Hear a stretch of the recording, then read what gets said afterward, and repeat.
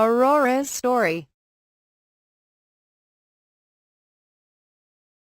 Long ago in a faraway land, a king and his fair queen were blessed with a beautiful baby girl. They named their daughter Aurora, for she filled their lives with light like the dawn. Visitors from throughout the kingdom came to celebrate the birth of the princess, including the three good fairies, who arrived with the gifts. Waving their wands, Flora gave the princess the gift of beauty, while Fauna gave her the gift of song. Merryweather was about to bestow her gift when the evil fairy Maleficent appeared in a flash of green fire. She wanted to give the princess something, too, a terrible curse. Before the sun set on her 16th birthday, Aurora would prick her finger on the spindle of a spinning wheel and die. Luckily, Merryweather still had a gift to give. She cast her spell to soften Maleficent's curse. Now Aurora would not die when she pricked her finger. She would simply fall into a deep slumber, only to be awakened with true love's kiss. However, the king and his queen were still very concerned about the safety of their daughter. And so with heavy hearts, they agreed that the three good fairies, disguised as peasant women, would raise the child in secret far away from the castle.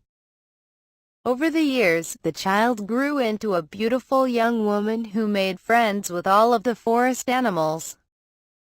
Her three aunties called her Briar Rose and surrounded her with love, but they never told her the secret of her past.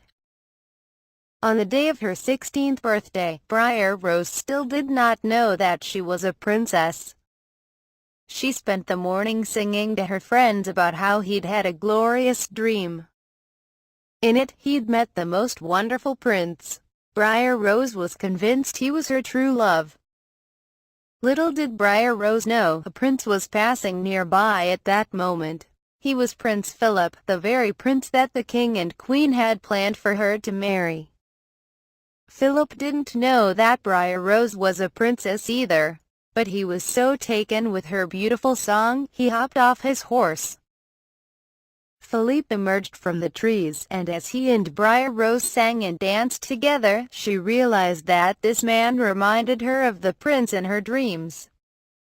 She felt as if he'd always known him. Briar Rose was excited for him to meet her aunties, so she invited him to come to the cottage that evening. She knew that she was falling in love.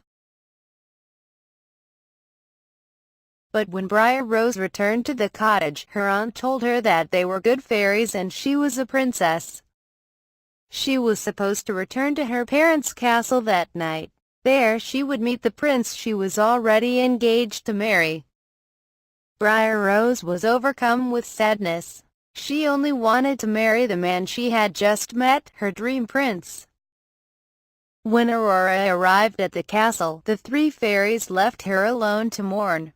But Maleficent soon appeared to make sure her curse came true. She put Aurora in a trance and led the princess to a spindle hidden high in the castle theater. Aurora pricked her finger and fell into a deep sleep.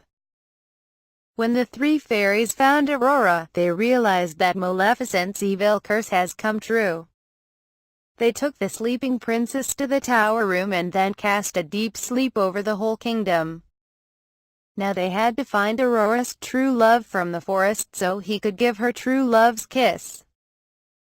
It didn't take the three fairies long to recognize that Prince Philip was the man Aurora had met in the forest. Her betrothed was her true love. But he was in Maleficent's dungeon.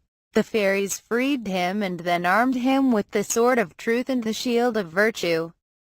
Now he was prepared to fight the evil fairy and save Aurora.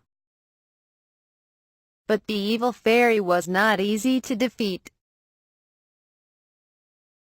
Back at the castle, Philip came face to face with Maleficent, who had transformed herself into a giant, fire-breathing dragon. However, with the help of the three good fairies, Philip was able to send his sword flying swift and sure. With Maleficent gone, Philip rushed to Aurora's side and bestowed a gentle kiss upon her lips. Aurora's eyes fluttered open. The curse has been broken. When she saw her beloved, the man from the forest, she smiled. Now the prince and princess could live happily ever after. The end.